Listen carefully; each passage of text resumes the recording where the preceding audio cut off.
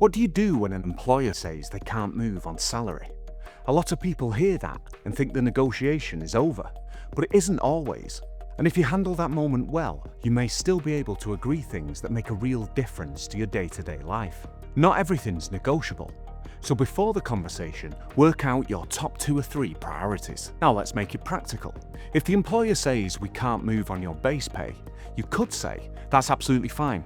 If salary is fixed, is there any flexibility on a one-time signing bonus?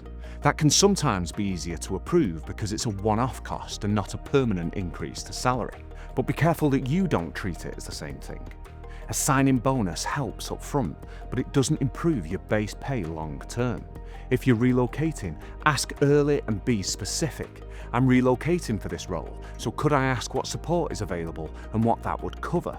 That might include travel, temporary accommodation, or moving costs, depending on the role. And it's usually better to ask before you sign, because once you've signed, you've normally have less leverage, not more. And if they say they don't offer a relocation package, ask what they can contribute and get that confirmed before you sign. If hybrid working matters to you, don't leave it vague. You could say, if hybrid working is possible, could we agree what that looks like in practice and have that confirmed in writing? For example, whether there's a set period in the office first and when that moves to 2 or 3 days from home. And if they can't confirm hybrid working in writing, ask what they can confirm so you know exactly where you stand. That's not being difficult, that's just being clear. And one thing people often get wrong here, don't try to negotiate every possible perk just because you can. It's usually much better to focus on the 2 or 3 things that would genuinely make the biggest difference. And if something matters, get it in writing. If it isn't in the contract or clearly confirmed in writing, treat it as a maybe.